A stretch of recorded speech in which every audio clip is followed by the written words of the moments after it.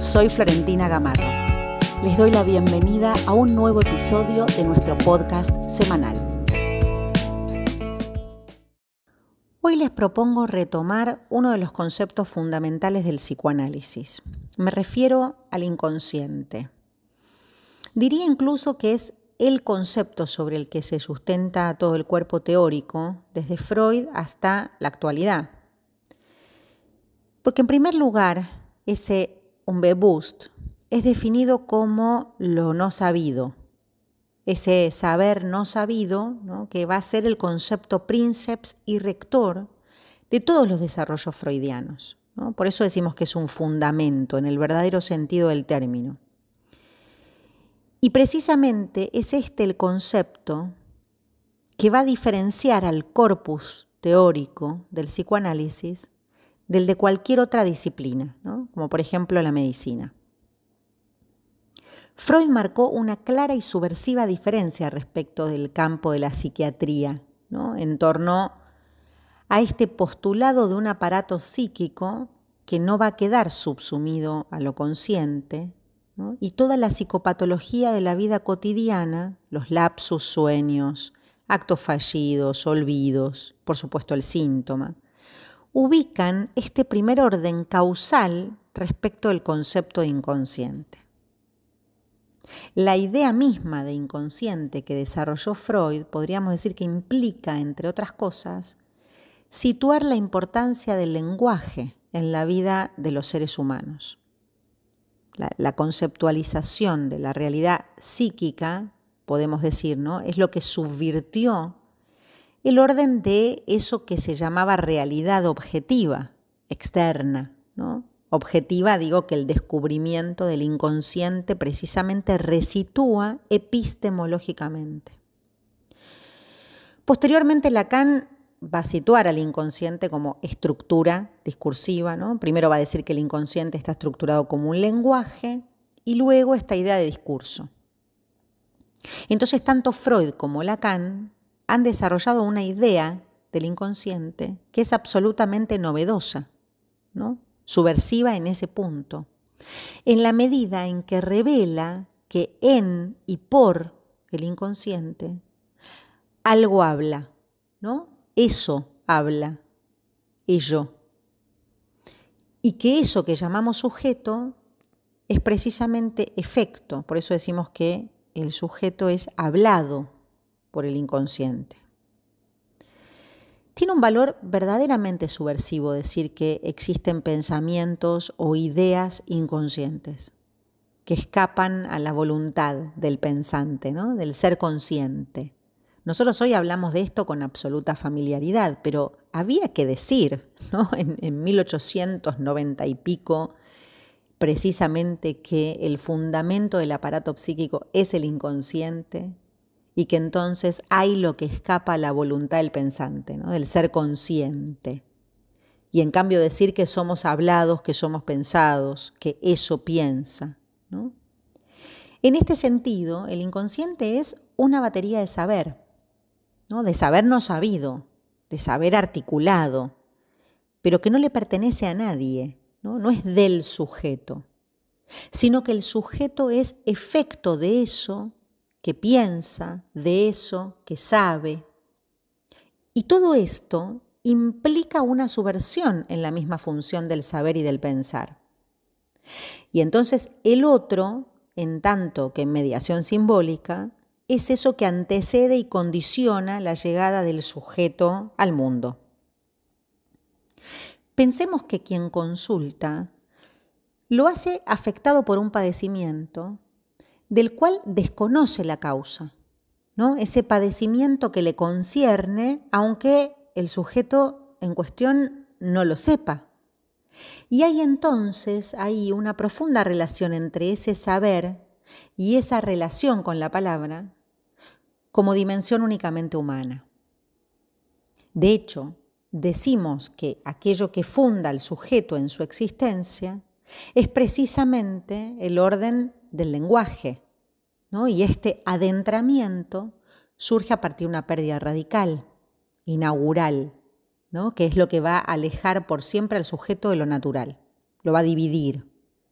al tiempo que lo va a dejar, podríamos decir así, ¿no? Encadenado a la palabra, ¿no? Entonces, cuando hablamos de inconsciente, ya estamos ubicando la dimensión de la palabra como aquello que entrama la existencia de un sujeto.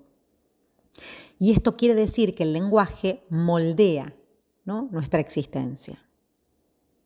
Y en ese entramado significante, lenguajero, es que el ser humano habita el mundo. Ahora bien, avancemos un poco más diciendo que si además del descubrimiento del inconsciente, ¿no?, como trama lenguajera, Freud también descubrió otra gran marca subversiva que llamó pulsión de muerte, esto quiere decir entonces que el ser hablante no rige solamente, digamos, ¿no?, o no es regido solamente por el principio del placer, ¿no?, que velaría por nuestra homeostasis, sino que además existe un más allá de ese principio que hace que el ser humano actúe, sin saberlo, en un sentido contrario a un orden natural, incluso en sentido contrario al placer, ¿no? La pulsión de muerte que constituye ese núcleo, ¿no?, de opacidad, tanto del síntoma, del sueño, en fin, que hará tan trabajosa precisamente nuestra labor, ¿no?, porque es ese punto que hace muy compleja la resolución del síntoma o el esclarecimiento, en todo caso, de ciertas posiciones, de la posición subjetiva. Quiere decir que entonces no solo lo subversivo fue el descubrimiento del inconsciente, como amo y señor de lo psíquico, ¿no?, sino que también el principio regente es ese principio de la pulsión de muerte, aquello que está más allá del principio del placer y que después con Lacan podemos abordar desde el campo del goce, ¿no? Entonces fíjense cómo este concepto fundamental que es el inconsciente ya también nos permite ubicar un más allá del principio del placer respecto de la pulsión de muerte y también eso que comanda la repetición, ¿no? Y en este sentido, entonces, podemos ubicar a partir de este fundamento cuáles son, por ejemplo, los campos inherentes, como recién mencionábamos, el campo del goce.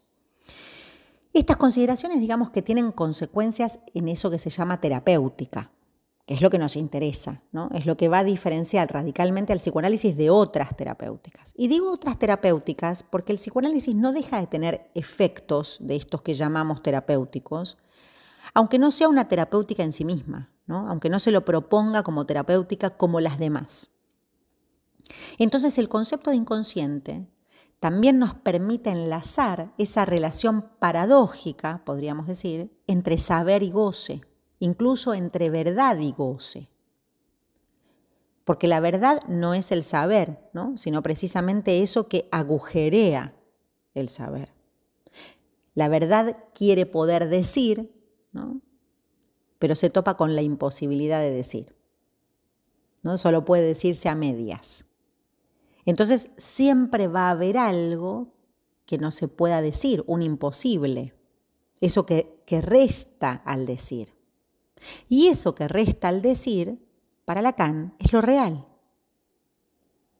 ¿no? Entonces también hay algo que constituye, ¿no?, un núcleo misterioso del inconsciente, que es lo concerniente a la relación, por ejemplo, entre cuerpo, lengua y goce, porque como decíamos anteriormente, si hay un más allá del principio del placer, esto se manifiesta en esta misma imposibilidad de ser dicho, ¿no? Este es un punto muy importante porque si consideramos que cuando hablamos de inconsciente destacamos precisamente su valor subversivo, implica destacar su punto real, ¿no? Y más allá de la influencia de cada época, que no es un tema menor, por supuesto, y que la histeria en la época de Freud no se presentaba del mismo modo que lo está haciendo en esta época, ¿no? Si podemos decir que hay algo que sí sigue situando como posición subjetiva,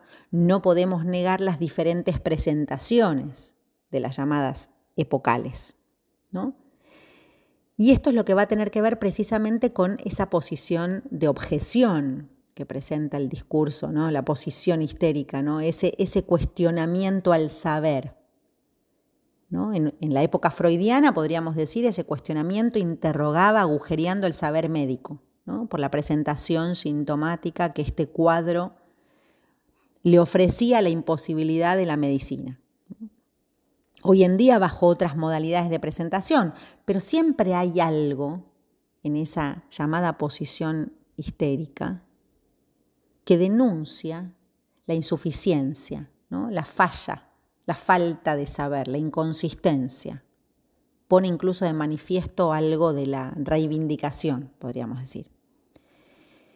Y conjuntamente a este planteo subversivo del inconsciente, postulado iniciado por Freud, ¿no? Pero que con Lacan situamos esa misma subversión solidaria que es la subversión del sujeto, porque aún en el término sujeto, ¿no? Encontramos una historia, ¿no? Precisamente porque el término sujeto fue utilizado desde tiempos remotos. Aristóteles ya hablaba del sujeto, ¿no?